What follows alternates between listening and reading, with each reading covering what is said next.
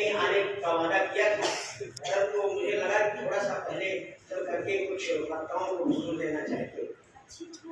तो सबसे पहले तो मैं इस त्रिदिवसीय अखिल भारतीय वैदिक संगोष्ठी में आए हुए जितने भी हमारे प्रमुख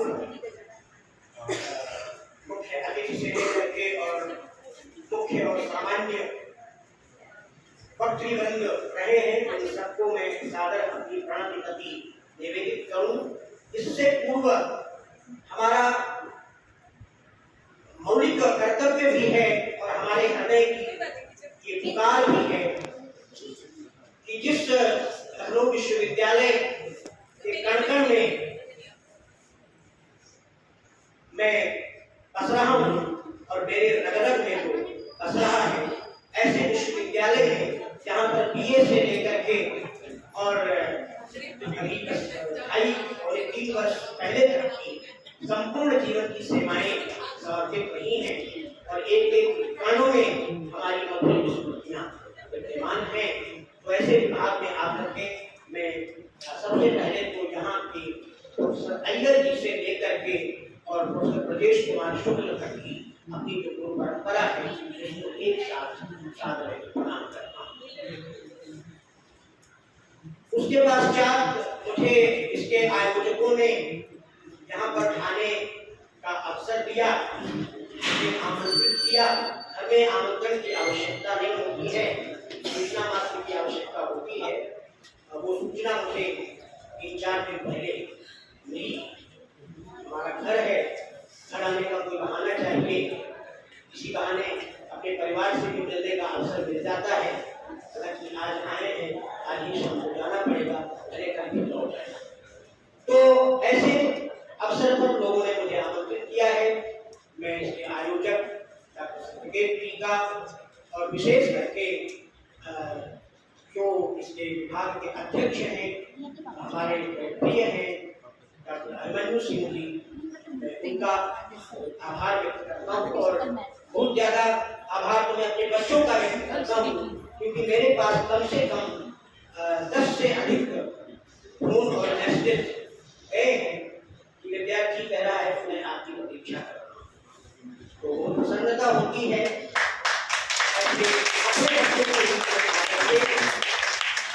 दूसरी बात, अभी अभी इस विभाग के हमारे अपने साथी जिनके साथ ही जिनके प्रारब्ध से जिनके भाग्य से मुझे भी परमानेंट पद पर नियुक्ति प्राप्त हुई थी, वे सभी अभी अभी एसोसिएट प्रोफेसर के पद पर प्रोन्नत हुए हैं और मैं उनके फल पर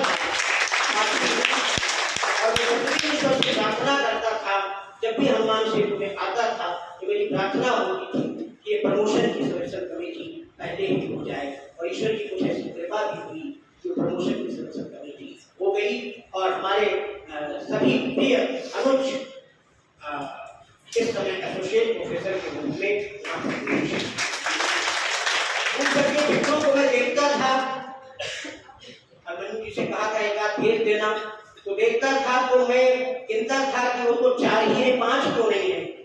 तो मैंने पूछ लिया कि इसमें कम कौन है। बाद में याद आया कि मैं तो वहां हूँ ही नहीं, इसलिए मैं ही उसमें कम। ये सत्य घटना बता रहा हूँ, झूठ नहीं है। तो उसका जवाब दिया अभिमन्यु जी ने कि नहीं नहीं, सभी लोग तो हैं, बस सोनकर जी नहीं है। सोनकर जी उस दिन नहीं रहे होंगे, कहीं दस रहे। तो ऐसे विभाग में आकर के और जिस प्रांगण में हम लोग खड़े हुए हैं, इसकी तो शिलान्यास से लेकर के और 3 वर्ष पहले या 4 वर्ष पहले इसमें जो कार्यक्रम हुआ था, इसमें बड़ी लंबी भूमिका हुई थी। मैं उसका प्रत्यक्ष होगी भी प्रत्यक्षदर्शी भी हूँ। उसके बाद आज भी मैं इस सभा मंडप में आया हुआ हूँ, इसलिए मेरा मन आने का नहीं भी कर रहा था, परंतु धर्म और संकट के महापुर में पढ़ करके इसमें मैं यहाँ आई हूँ। तो 2 मिनट हो गए, बच्चों को क्या सुनाएंगे। बच्चों को हर मास हमें गोष्ठी करते हैं, वहाँ बोलते रहते हैं, बच्चे हमारे सुनते रहते हैं। सारे बच्चे वही हैं, विद्वानों को क्या बताएंगे, मैं तो सुनने के लिए आया था। तो बहुत बहुत आभार है सभी का।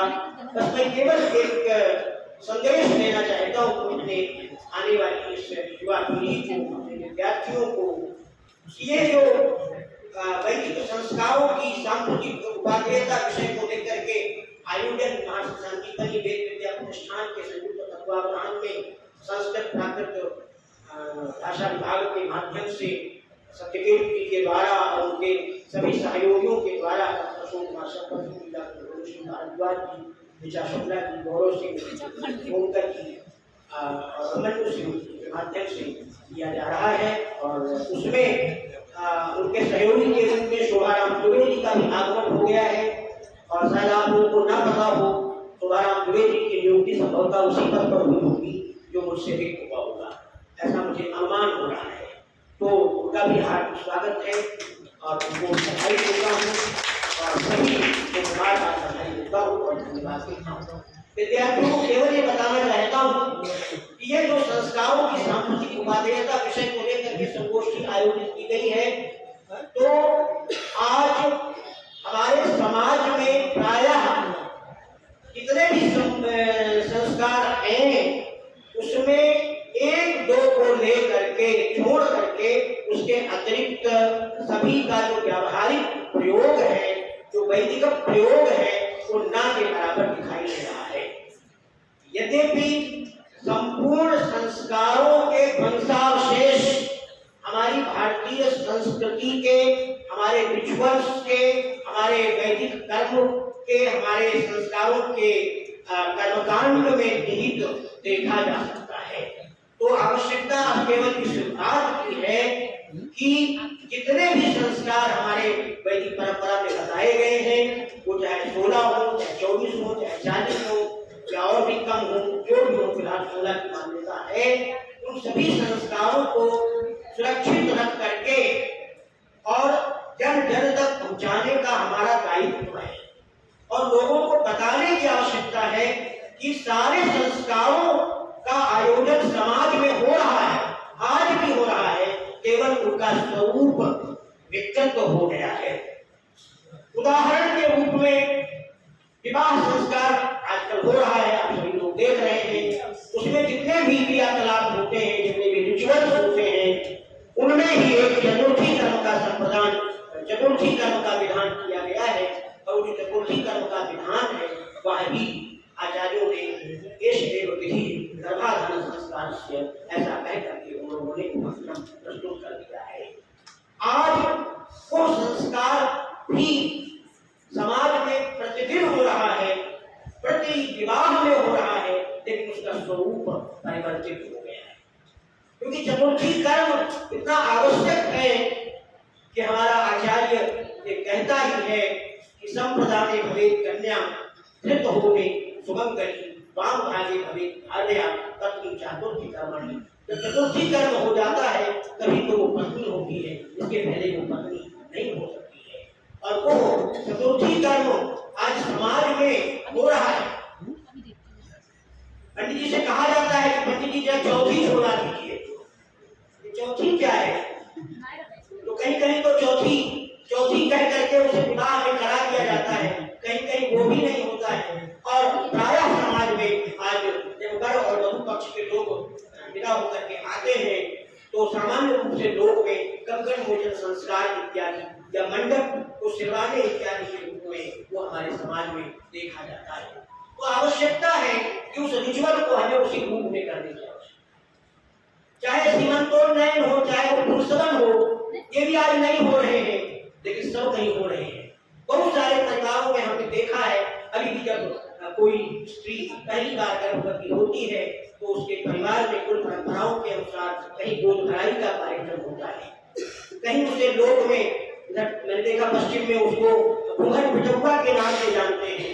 ये कुछ नहीं है, ये सीमंतोन्नयन और उसी पुंसवन संस्कार का मिश्रित रूप है, ये उसी का वंशावशेष है जो समाज में मनाया जा रहा है। तो जब सारे बिल्डिंग गिर गई है, खंडहर है, लेकिन उसकी ईंटें बता रही है कि बिल्डिंग कैसी थी, तो संस्कृति च्युत हो गई है, समाज संस्कृति से च्युत हो गया है, संस्कार विहीन हो रहा है। लेकिन प्रत्येक कर्म में यदि संस्कार में नहीं होता था वो आज लोग क्यों किया जा रहा है?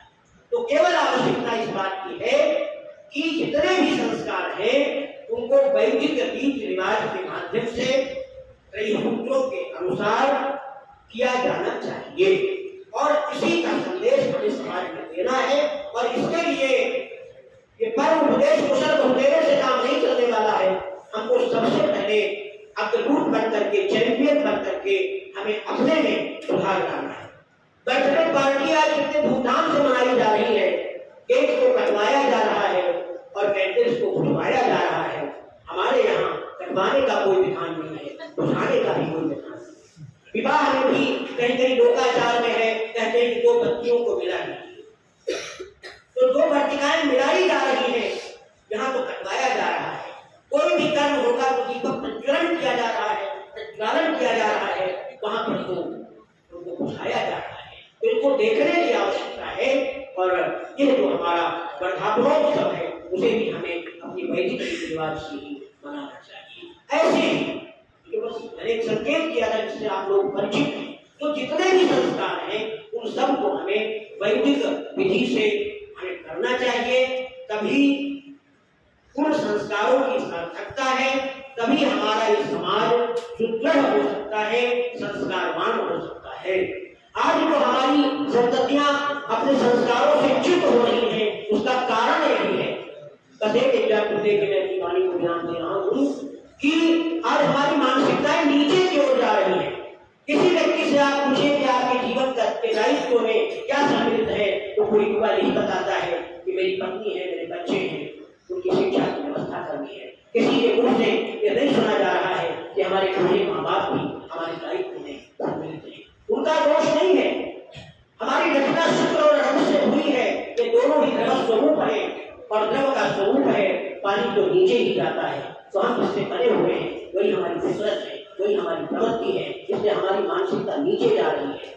अगर हमको पानी को ऊंचे चढ़ाना है, अगर हमको 2 मंजिल पर, 4 मंजिल पर, 5 मंजिल पर पानी को चढ़ाना है, तो हमें मोटर लगाना पड़ता है, उसका प्रेशर लगाना पड़ता है। तो हमें साधना का प्रेशर लगाना पड़ेगा, हमें उपासना का प्रेशर लगाना पड़ेगा। तभी हम ऊर्ध्ववेतस हो पाएंगे, तभी हम ऊर्ध्वगामी हो पाएंगे, हमारे विचार ऊंचे की ओर जा पाएंगे। इसके बिना संभव नहीं है। हम जानते हैं कि हमारे यहाँ पुनर्जन्म का कॉन्सेप्ट है और जब जो अंत्येष्टि संस्कार है वह भी विधि विधान से नहीं किया जा रहा है। उसको कराने के लिए स्मशान घाट पर वहाँ का एक प्रोफेशनल कोई व्यक्ति खड़ा रहता है और वो हमारे संस्कार करवाता है। हमारे जो आचार्य हैं उन संस्कारों की विधि जानते नहीं है, वो कराना भी नहीं चाहते हैं क्योंकि वो निषिद्ध धर्म है, उसके द्वारा प्राप्त होने वाला जो द्रव्य है वो त्याज्य है। अरे तो द्रव्य के कोई कार्य थोड़े करते हैं। अगर सारे संस्कार करा करके हम दक्षिणा देते हैं, द्रव्य देते हैं, तो अगर एक संस्कार हम निःशुल्क कराएंगे, उसके लिए हम पूरा दिन अगर व्रत रख लेंगे, जल नहीं पिएंगे उसके यहाँ, तो कौन सी क्षति हो जाएगी। तो ये चेतना समाज में लाने की आवश्यकता है। और जब अंत्येष्टि संस्कार ही शुद्ध नहीं हो पाता है तो अपने आप उसका जो अग्रिम जन्म है वो दूषित हो जाता है, वो भ्रष्ट हो जाता है, वो विकृत हो जाता है और इसलिए हमारी आने वाली जो पीढ़ियां हैं वो सुसंस्कृत नहीं हो पा रही है। तो इस तरह से मैं केवल संकेत मात्र करके अपनी वाणी को विराम दे रहा हूँ और उसका निष्कर्ष यही है कि जितने भी संस्कार हैं उन्हें विधिवत वैदिक परंपरा से करने की आवश्यकता है। और यह मैं 100% प्रमाणित करके कहना चाहता हूँ, जो यहाँ प्रमाणित हो चुका है 3 दिनों में, कि संपूर्ण संस्कारों, संपूर्ण रिचुअल्स के जितने भी स्टेप्स हैं वो सब परम वैज्ञानिक हैं, बल्कि परा वैज्ञानिक हैं। तो उसे बहुत श्रद्धा भाव रख करके, आपके वचन को प्रमाण मान करके, आचार्य के द्वारा बताई गई विधि को मान करके हमें उन संस्कारों की शास्त्रीय विधि के प्रचलन की परंपरा इस समाज में डालने की आवश्यकता है।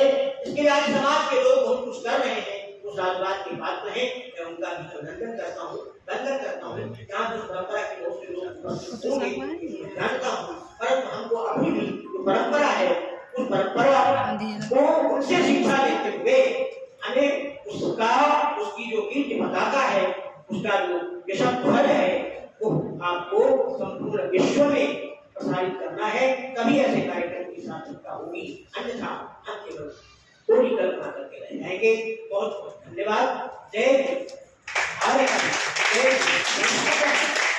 और यही से निषद बसु ने घोषणा की थी और संभवतः उनके मुख से वो वाणी अनायास निकली थी, जब मैं कुछ नहीं करूंगा सभी साक्षी लोग बैठे हुए हैं, आप लोगों को करना है। ये अभिनव संस्थान भले पूरे अभिनव संस्थान फल रहा है, फूल रहा है। और हम लोग जो इसके लिए विरोध भी लेना पड़ा था, वो काम समय नहीं हो पाया था, बाद में वही हो गया है। संस्कृत विभाग यहाँ प्रतिष्ठित हो गया है, इसके लिए मैं यहाँ के प्रशासन को धन्यवाद करता हूँ और बहुत बहुत आभार व्यक्त करता हूँ। ईश्वर इस संस्थान का, इस विभाग के अध्यापकों का और यहाँ के विद्यार्थियों का सर्वथा उत्कर्ष करे, उनकी सर्वथा उन्नति हो। वो हमारे माता पिता, परिवार, देश और इस संस्था का उत्कर्ष करे।